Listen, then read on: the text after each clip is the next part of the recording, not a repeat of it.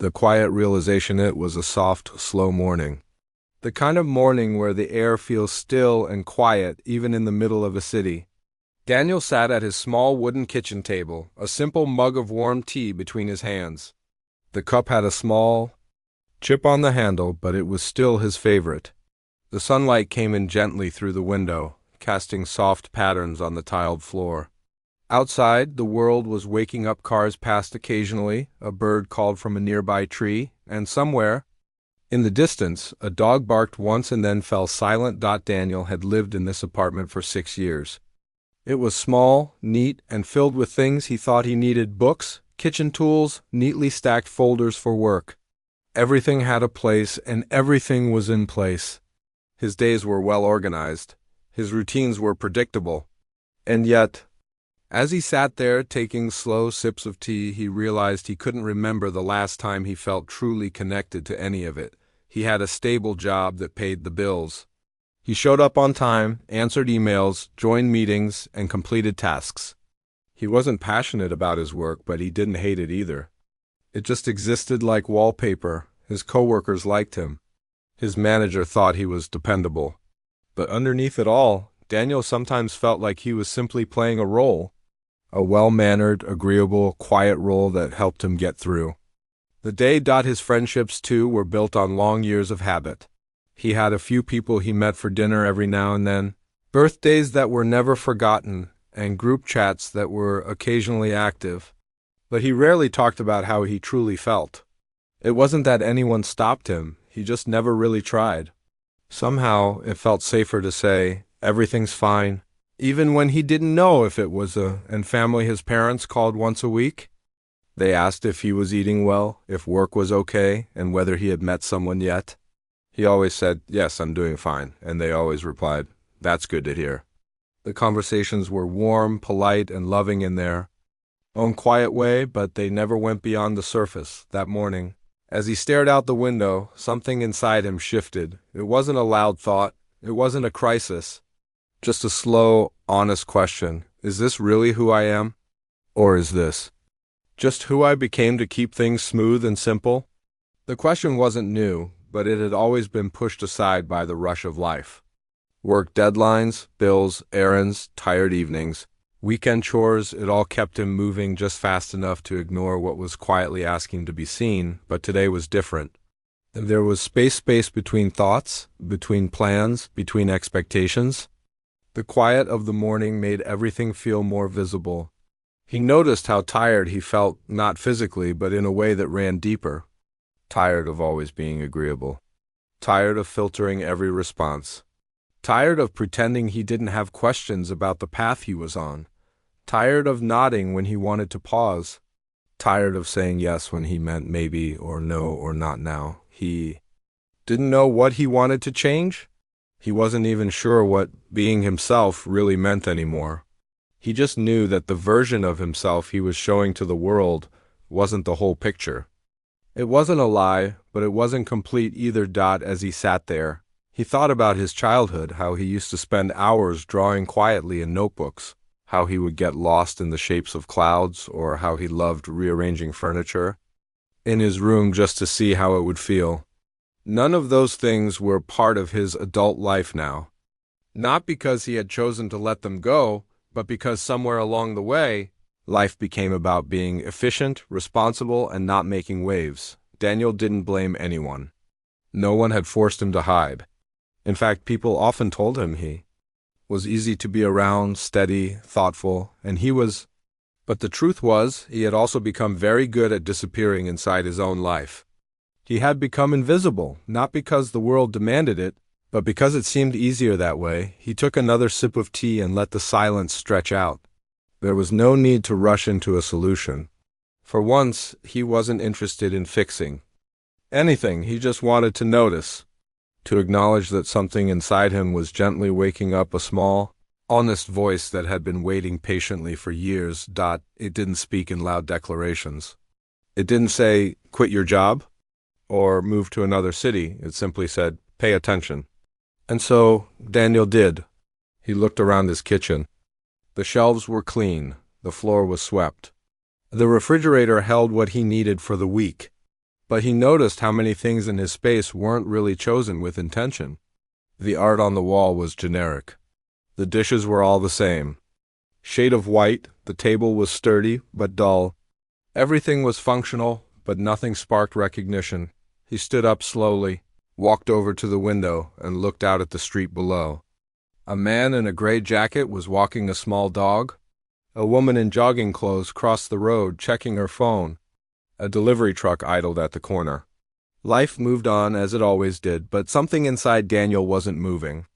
It was becoming still, like a deep lake settling after a long storm. That stillness didn't bring answers, but it brought a strange kind of peace. For the first time in a long time, he wasn't trying to be anywhere else. He wasn't planning, performing, or pretending. He was simply noticing. He walked to the living room and sat down on the couch. He didn't pick up his phone or turn on the TV. He just sat, letting the silence stay. There was no discomfort. Just a slow sense of being home, not in the apartment, but in himself. The hours passed quietly. He ate a simple breakfast, washed a few dishes, folded some laundry. The tasks were the same as always, but something about the way he moved through them felt different. He wasn't rushing. He wasn't distracted. He was simply present. Later that day, he opened a notebook and wrote a few lines. I don't know who I really am, but I think it's time I start finding out, not with loud changes, but with quiet attention. Maybe that's enough for now. He closed the notebook and placed it on the shelf. He didn't need a plan. He didn't need to figure everything out today. He just needed to keep paying attention. That was the beginning, not dramatic, not bold, but honest. That was the moment Daniel began the quiet journey back to himself. A simple start the following morning. Daniel woke up early, not because he had somewhere to be, but because his sleep had been light, interrupted by thoughts that felt less like worries and more like quiet signals. As he lay in bed looking at the faint outline of light under his window curtain, he thought about the feeling that had visited him the day before. It hadn't gone away. If anything, it had settled in a bit more, like the first warm layer of morning sun slowly touching the ground. He sat up and looked around his room. It was clean but not personal. There were no photos on the walls, no books on the nightstand, no signs of what he loved, only signs of what he managed. A simple bed, a neat desk, a digital clock. It worked, but that was all it did. Daniel went to the kitchen, made tea again, and sat at the same table. He didn't try to force any grand ideas. Instead, he remembered what he had written in his notebook. Maybe it's enough to start with quiet attention. That line stayed with him as he looked out the window again. The world outside was unchanged, but something in him wasn't quite the same. After finishing his tea and getting ready for the day, he took a small step. He decided to go for a short walk just for the sake of walking, not to get anywhere. He left his phone on the table and stepped out with no destination in mind. The hallway outside his apartment was quiet. The elevator creaked softly as it carried him down. The lobby smelled faintly of old cleaning solution. He nodded at the security guard at the front desk and walked outside. The air was cool and clean. It was the kind of air that made you breathe a little deeper without even realizing it. He walked slowly down the sidewalk, noticing the texture of the pavement, the different shades of green in the trees, the quiet hum of the city waking up. There were no earbuds in his ears, no music, no podcast. Just him and the sound of his footsteps. For the first few minutes, his mind wandered in different directions. He thought about his work email. He thought about the groceries he needed to buy. He even remembered a conversation he had last week with an old friend. But then something shifted. His thoughts started to slow down. Not in a forced way, but naturally, like a river easing into a quiet bend. He noticed a small crack in the sidewalk where a tiny plant had pushed through. He saw a stray cat dart across the street and vanish behind a gate. A man was sweeping in front of his shop, his movements slow and methodical. It was all so ordinary, but Daniel felt as if he was seeing it for the first time. He walked for 20 minutes and then turned back home. When he returned, he didn't feel like he had accomplished anything big, but he felt present. That word kept coming back to him. Present, not distracted, not performing, just noticing. The next day he did the same thing, a short walk in silence. This time he took a different route, down a quieter street lined with older houses. Some had plants on the windowsills, some had chipped paint on the doors, some had bicycles leaning against walls. Daniel didn't try to analyze anything, he just noticed. That was enough. He started doing this every day, once in the morning, sometimes again in the evening. It wasn't about exercise. It wasn't about tracking steps or burning calories. It was about creating a little space between the noise of the world and the quiet voice inside him. And in that space, something gentle was beginning to grow. He noticed, for example, that he didn't miss his phone during these walks. In fact, he started to leave it on silent even after he got back home.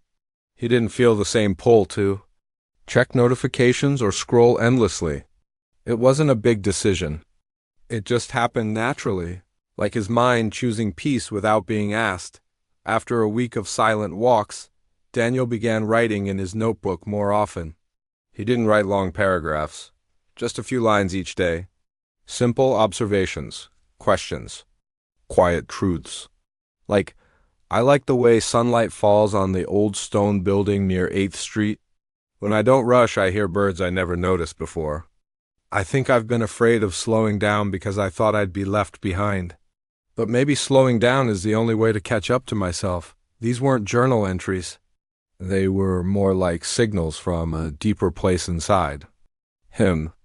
And each time he wrote one, he felt like he was leaving breadcrumbs along the path back to who he really was. One evening, after his walk, he made himself a quiet dinner, simple vegetables, some bread, tea. He turned off the overhead light and lit a small lamp in the corner. The soft glow made the room feel warmer. For the first time, he noticed how harsh the regular lighting had been.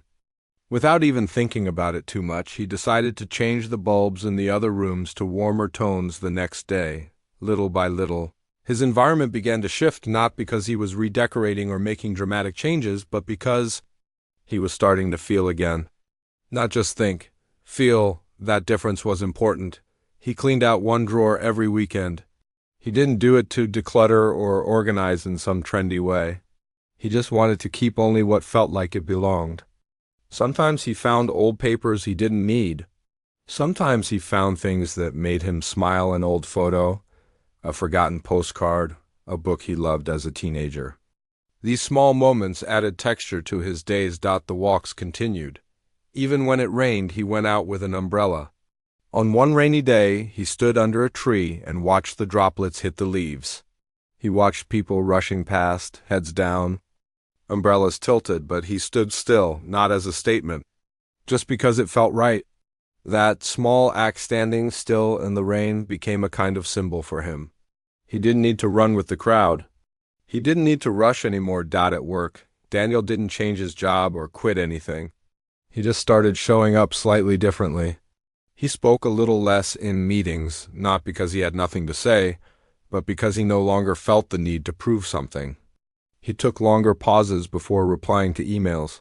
He stepped away from his desk during lunch and sat outside when he could. His coworkers didn't say much, but one of them asked, "You seem calmer these days. Everything good?"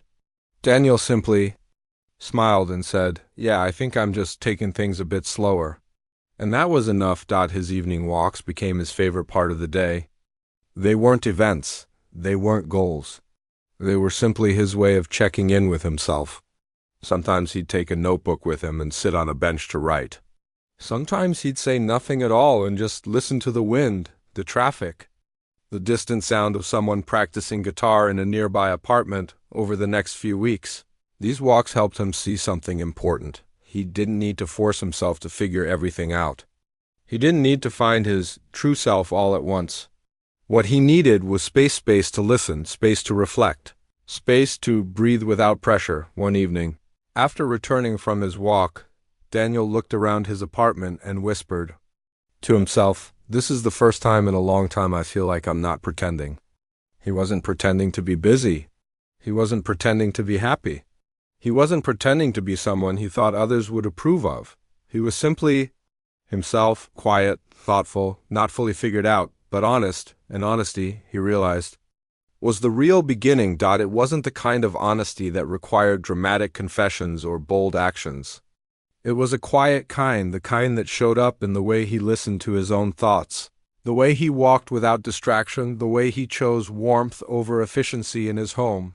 That simple, honest start walks without a phone, slow mornings, warmer lights, a few handwritten lines in a notebook was becoming his way of slowly coming back to life.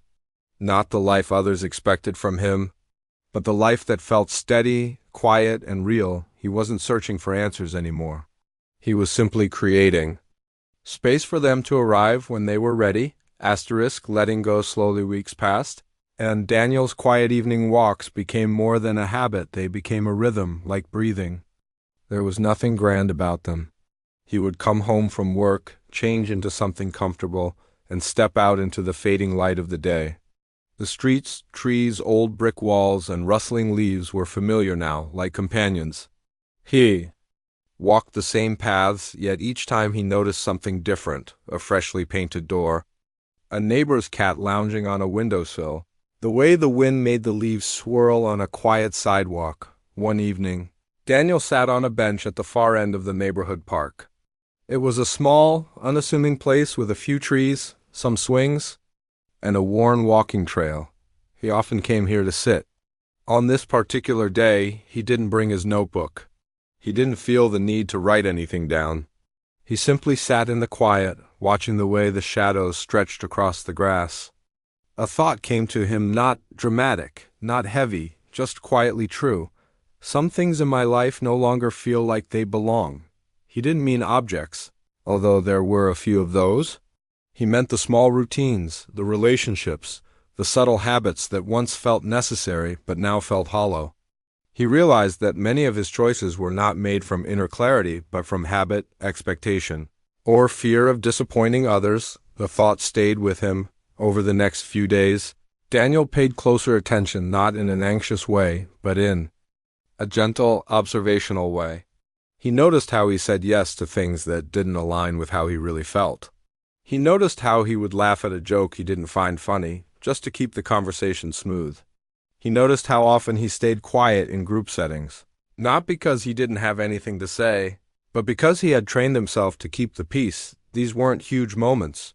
No one around him was hurting him. No one was being cruel. In fact, most of his relationships were polite, friendly, even kind, but that was the quiet problem. Everything was fine. And yet, underneath all that fine, he felt distant from his own truth. One Friday evening, a coworker invited him to a weekend gathering. Daniel had been to these before: light conversations, background music, snacks, friendly small talk. There was nothing wrong with them. But this time, as he typed out a reply to say, "Sure, I'll be there," he paused. His fingers hovered over the keyboard. He asked himself a simple question: do I actually want to go? The answer, quietly, but clearly, was no. He deleted the message. Then, with calm honesty, typed, "Thanks for the invite, but I'll sit this one out. Hope you all have a good time." He didn't explain. He didn't create an excuse. He just said what was true. And when he hit send, he didn't feel guilt. He felt free. That small act became the beginning of something bigger, not an event, but a way of being. He began to allow himself to say no without apology. Not often, not out of rebellion, just when it felt true. And with each honest no, he made space for a more honest yes. Daniel didn't turn into a different person overnight. He still showed up to work, answered emails, and said good morning to the neighbors. But slowly, the quiet inner shift started reflecting in the small corners of his life. One afternoon, while going through old folders in his closet, he found a stack of greeting cards, most of them signed with short messages from birthdays, holidays, and celebrations over the years. As he flipped through them, he noticed something odd: many of the names and faces no longer played an active role in his life. Some people had drifted. Some relationships had faded without conflict. Yet he had held on to these reminders like they still defined him. He put the cards down and whispered to himself, "It's okay to let go." He didn't throw them out right away. He just put them in a box labeled past and set it aside. That alone felt like progress. Letting go, he was learning, didn't always mean removing things physically. Sometimes it meant releasing the mental weight they carried, like the guilt he felt when declining an invitation, or the pressure to always be on in conversations, or the need to sound agreeable when his thoughts disagreed. He began to experiment with honesty, not the harsh kind, but the quiet kind. For example, when a colleague asked if he liked a new policy at work, instead of nodding automatically, Daniel said, "To be honest, I'm still thinking about it. I'm not sure yet." There was no conflict. The conversation moved on. But Daniel felt the difference. He had spoken from a place of clarity, not from habit. There were times it was harder. One Sunday, a friend called to ask why Daniel hadn't been showing up as often. In the past, Daniel would have made an excuse about being busy. But this time, he took a breath and said, "I've been slowing things down lately. I'm taking some space to reconnect with myself." There was a pause on the other end of the line. Then the friend said, "That sounds like something I probably need too." Not every conversation was that smooth. One friend seemed hurt by his quiet withdrawal. Another made jokes about him going soft. Daniel didn't argue. He didn't try to change their minds. He just let their reactions be their own. It wasn't his job to manage their expectations. As the weeks went by, he continued to simplify. He unsubscribed from newsletters he never read. He left a few online groups he had joined out of politeness. He even paused his social media account for a while, not with an announcement, just quietly. It felt like dusting off shelves in a long-forgotten room.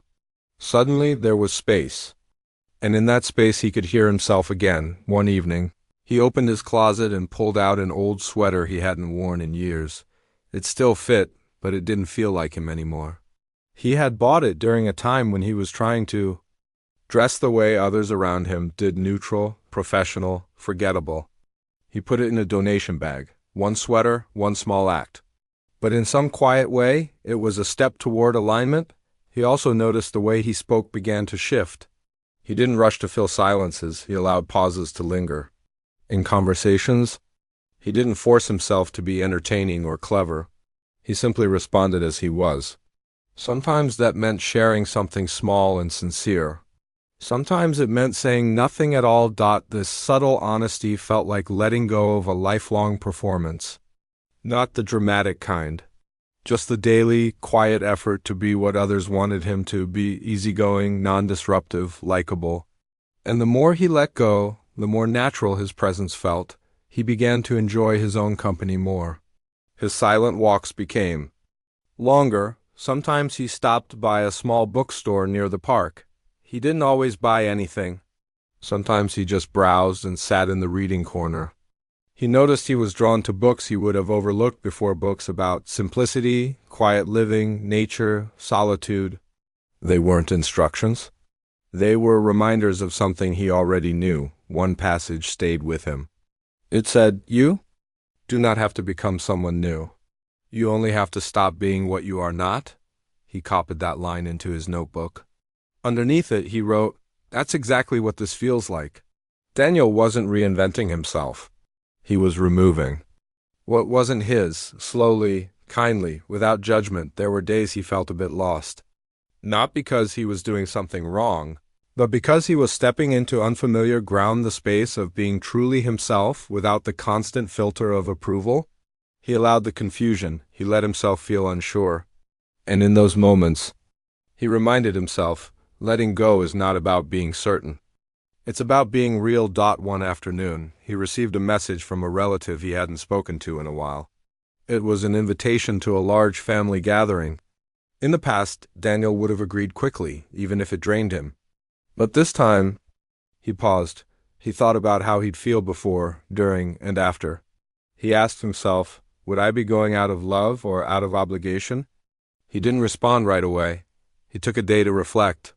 Then he wrote back, "Thank you for the invitation. I'm taking a little time to recharge and won't be joining this one, but I'm sending warm wishes to everyone." It was a small moment, but it was honest. And that honesty made the decision feel clean, without guilt, without resentment. With each act of quiet letting go, Daniel noticed something unexpected. His world didn't collapse. People didn't disappear. The sky didn't fall. In fact, the people who truly cared stayed, and the ones who didn't understand naturally drifted. The spaces left behind weren't empty. They became room for peace. He began to understand something essential. Letting go is not rejection, it's selection. It's choosing what aligns, what nourishes, what feels true. And that choice, over time, creates a life that feels like home. Asterisk. Quiet preferences. Daniel had not set out to change his life. He had not written a list of goals or declared any major transformations. And yet, by the end of the third month since, he started listening to himself more deeply. The world around him had begun to feel different, not louder, not more exciting. Just clearer, like a room where the windows had been washed after a long time. He didn't talk much about what was happening. He wasn't trying to be mysterious or private. He simply didn't feel the need to explain. What he was doing didn't feel like a story to tell. It felt more like a gentle return, like picking up old tools that still fit his hands, or recognizing a smell from childhood that reminded him of something peaceful. On a cool Saturday morning, Daniel stood by the window of his apartment. The sky was overcast and everything outside looked soft, almost faded. He held a cup of warm tea in both hands and leaned gently on the frame, looking out. The city was still moving. Cars rolled by. A cyclist passed wearing a bright yellow jacket, and across the street someone was planting flowers in small square pots on their balcony. He had no urgent plans, no messages to reply to, no noise pulling him. The quiet was not empty. It was full of something deeper. Presence. That morning, Daniel did something he hadn't done in years. He reorganized his room, not because it was messy, but because he wanted it to reflect who he was becoming. He didn't go online to search for aesthetic ideas. He didn't follow a guide. He simply moved things until the space felt right. He took down an old framed print he never liked and leaned it against the wall. He opened the windows wider. He placed his notebook and 2 favorite books on the table by his bed. He moved a chair closer to the window. Then he went out and bought a small potted plant of fern. He didn't overthink it. He just felt drawn to the shape of its leaves. When he came back and placed it on the windowsill, the room felt warmer. Not because of the light, but because of the care. That's what Daniel was beginning to understand. Becoming his true self wasn't about changing who he was. It was about caring for who he already was. And part of that care meant paying attention to what he actually liked, not what was expected, not what was popular, and not what seemed normal. He began to ask himself gentle questions. What kind of light do I enjoy in the morning? Which colors make me feel calm? What kind of music makes me feel at home in my own skin? He found himself drawn to soft light, earth tones, instrumental music. Not because those things were better, but because they were his. He had spent years choosing things that were practical, neutral, or generally acceptable. Now he was curious about what genuinely made him feel well. In the kitchen, he replaced a few dishes that were chipped or worn. Not because they didn't work, but because he wanted his meals, even simple ones, to be a quiet celebration of presence. He bought a deep blue bowl and a handmade mug with a rough texture that reminded him of beach stones. These weren't expensive purchases. They were thoughtful ones. They reflected his quiet preference for beauty without flash. He rearranged his small bookshelf, placing his favorite books where he could see them. He sat with one of them, a collection of essays about silence and nature, and reread parts he had once underlined years ago. He was surprised by how familiar the words felt, as if they had been waiting for him to return on another afternoon. Daniel sat on the floor, sorting through a box of old items he had kept out of habit. Inside were souvenirs from trips he barely remembered, gadgets he never used, and gifts he had received but never truly liked. He touched each item, asking himself softly, "Does this still feel like me?" If it didn't, he let it go. It wasn't a purge. It wasn't about minimalism.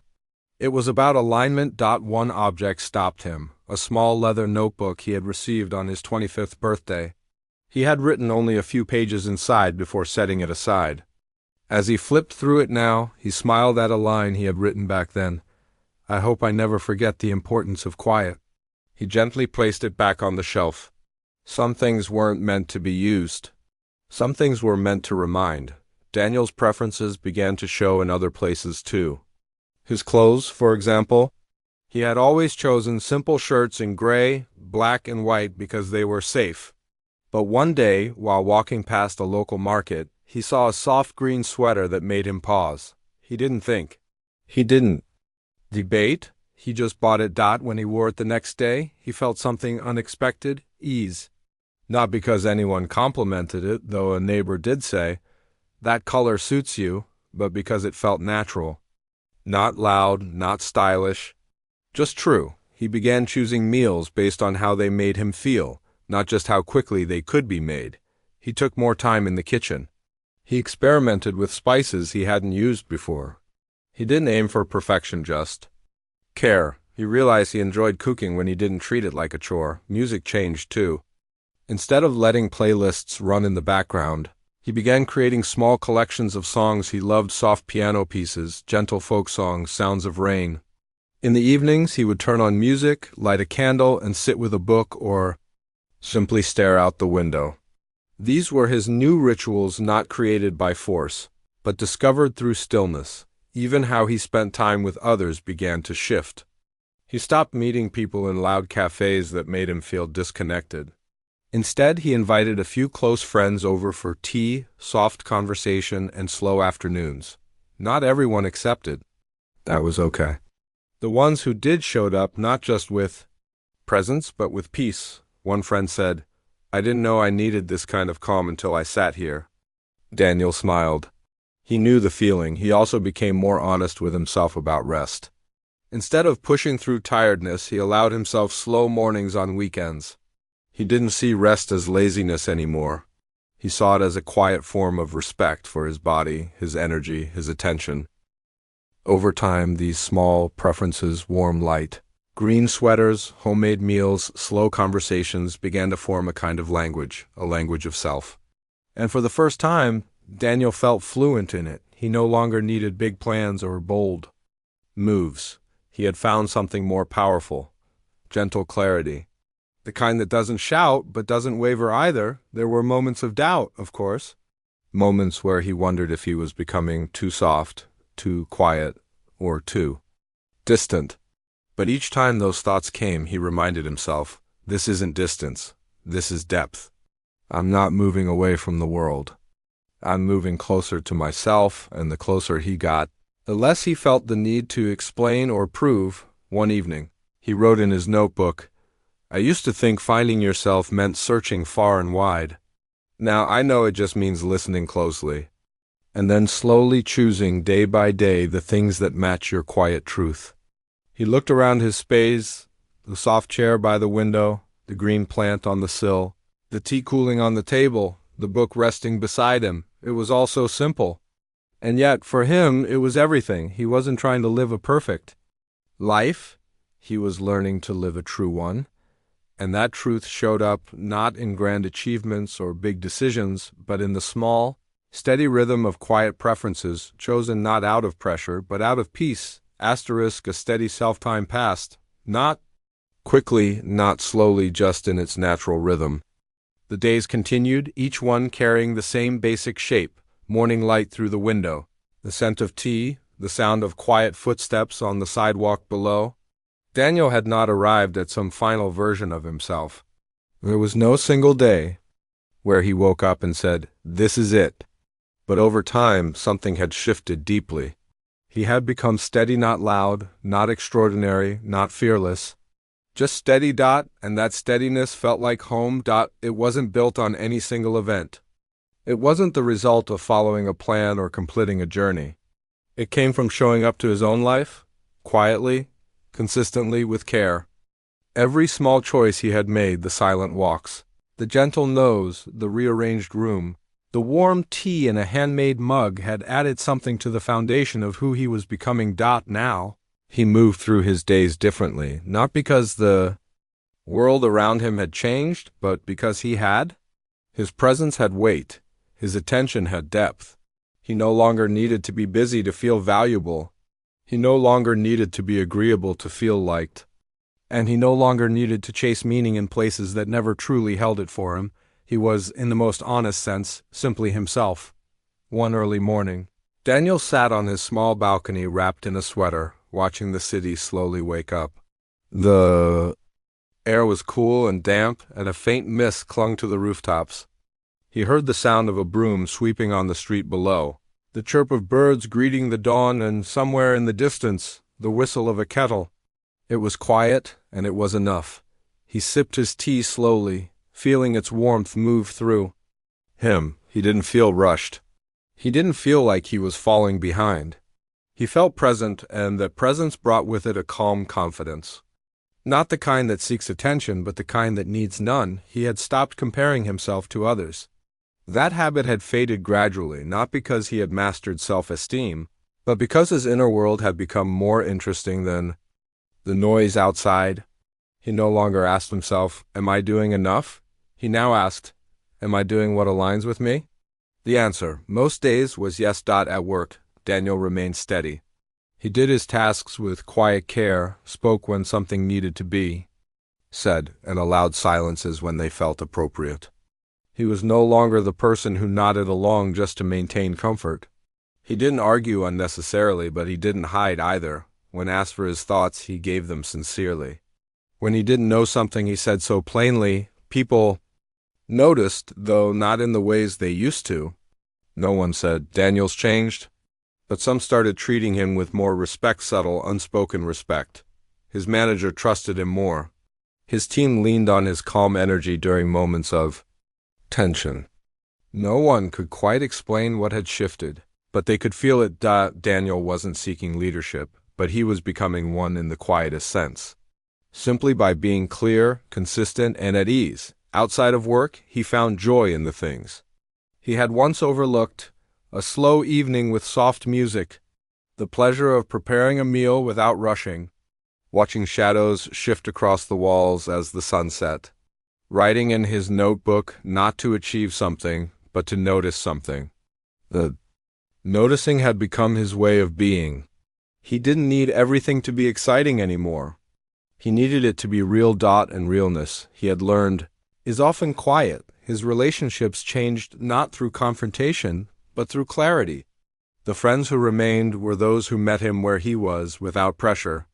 Their conversations became slower, more thoughtful. There was less filler, more listening, more honest pauses. He no longer felt the need to fill silence.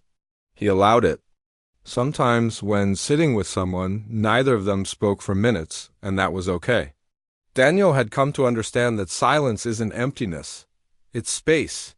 And in that space, trust can grow. He spent more time alone, not out of avoidance, but out of contentment. He enjoyed his own company now. It felt natural to take long walks without purpose, to sit in a cafe and read, to visit the park and simply observe. Solitude no longer carried loneliness. It carried presence. Occasionally, people would ask him, "What have you been up to?" And he would smile gently and say, "Not much, just living slowly." That answer puzzled some.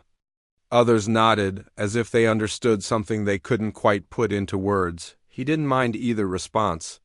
He didn't need to be understood in full. He understood himself, and that was more than enough. There were still moments of uncertainty, of course. Days when doubts returned, when old habits tried to creep back in. But now, Daniel met them differently. He didn't react with panic.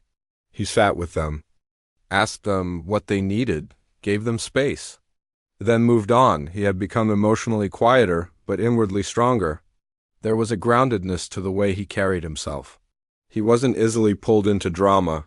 He didn't rush to fix things that weren't his to fix. And he didn't shrink himself to fit into spaces that didn't feel true. He had learned to stay steady in the face of misunderstanding, to hold his values without shouting, to walk away when something drained him, not out of anger, but out of clarity. His identity wasn't built on labels anymore. He no longer thought of himself as the quiet one, or the reliable one, or the polite one. He didn't try to define himself in narrow ways. He simply lived slowly, honestly, attentively, and that life spoke louder than any label could. One evening, while journaling, he wrote, "This is the first time in my life that I'm not trying to become someone. I'm just trying to live as I already am. That line stayed with him. It reminded him of how far he had come, not in miles, but in meaning. He hadn't traveled to new countries or climbed mountains. He hadn't changed careers or won awards. But he had done something quietly radical. He had stopped abandoning himself. He had made room for stillness. He had welcomed truth without performance. He had chosen peace over noise. And in doing so, he had found a version of life that didn't demand perfection. It only asked for presence. On a quiet Sunday afternoon, Daniel stood in his apartment looking around. The space was simple, a soft chair by the window, a fern reaching toward the light, books he loved, music playing gently in the background. He closed his eyes and let the moment sink in. There was nothing missing. Not because he had everything, but because he had enough. And enough, he had learned, was more than sufficient. It was sacred. He had finally become his true self, not by chasing anything outside of himself, but by slowly, patiently, kindly returning to what had always been. There, waiting in the quiet, beneath the layers of expectation and noise, and now that he had found it, he didn't need to hold it tightly. He simply lived it day by day, breath by breath, moment by moment. That completes the full 5-scene journey of how to finally become your true self, with each scene expanded in a calm, simple style. Let me know if you'd like a combined document of all scenes, image prompts for each scene, YouTube description, hashtags, or a thumbnail prompt for this story.